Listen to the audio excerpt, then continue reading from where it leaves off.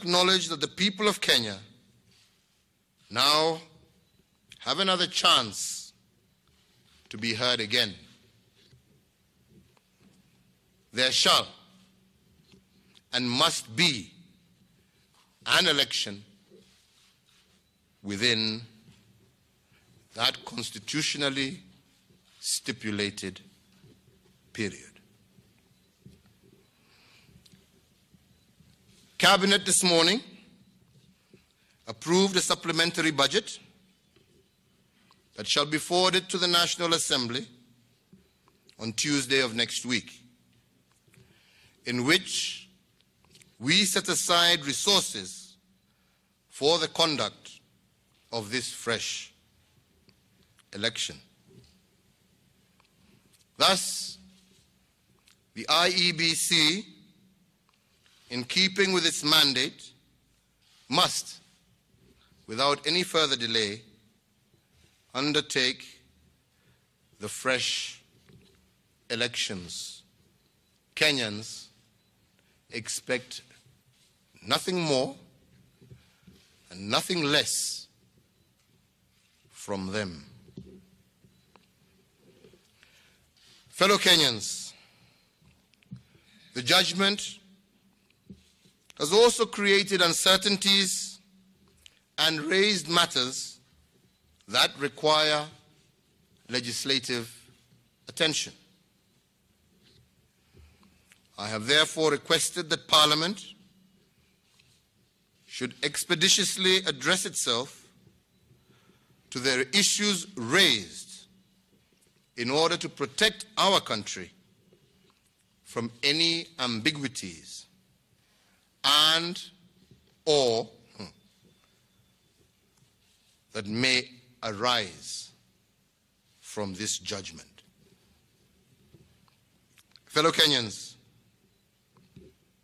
having reversed the judicial precedent of election management in this country, we are left as a people with the following questions.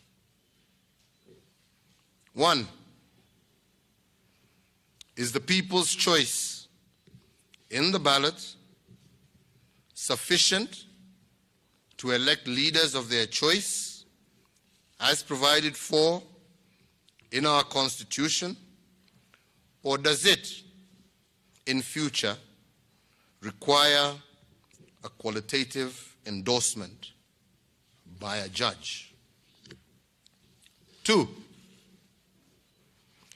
Now that the Supreme Court has taken the narrow view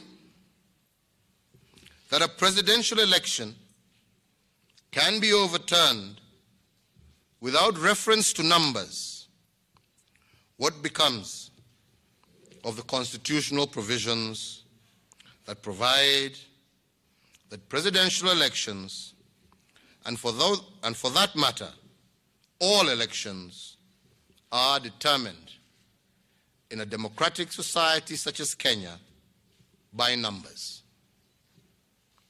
3. It is now clear that had the court verified documents and forms in its possession supplied by the IEBC, the so-called unstamped, unsigned, unserialized forms upon which the presidential election was nullified, would have been proven to be falsified. What then happens to this judgment made on the basis of falsified documents? These, fellow Kenyans, are important questions that all of us, as a people, must address ourselves to in the fullness of time. I want, at this moment, to once again affirm that as a country, we have a clear constitutional path forward. take this opportunity to assure Kenyans from all walks of life, as well as our regional and international partners, that our country remains secure and stable. We should therefore go on with the business of building our nation.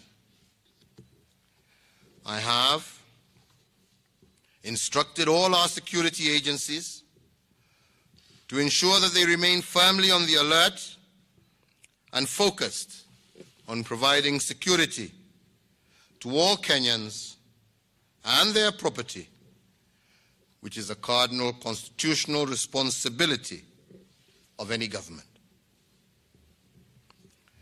To our 1.6 million children who have worked hard in preparation for their upcoming final examinations, I wish to take this opportunity to assure you that arrangements are in place to ensure that your exams are not disrupted by this turn of events.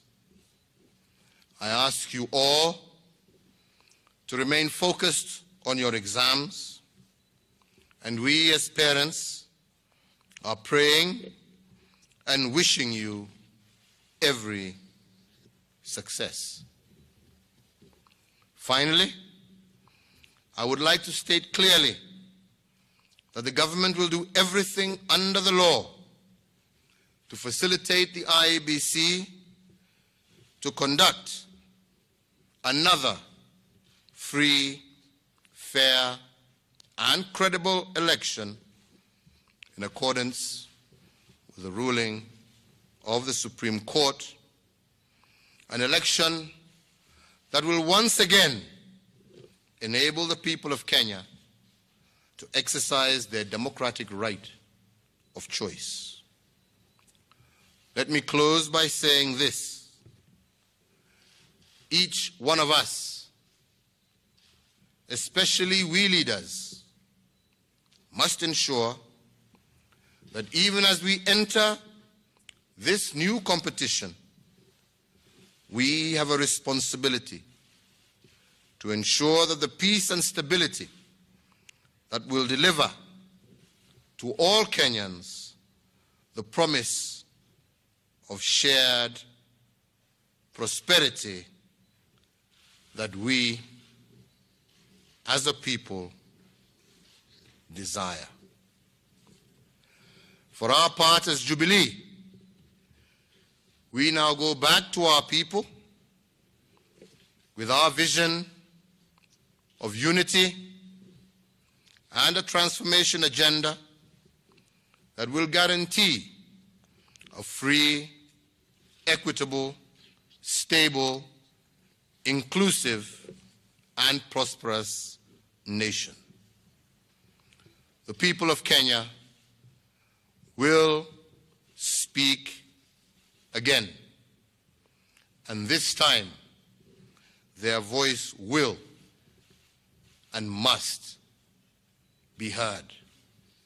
Thank you, and God bless Kenya. Asante.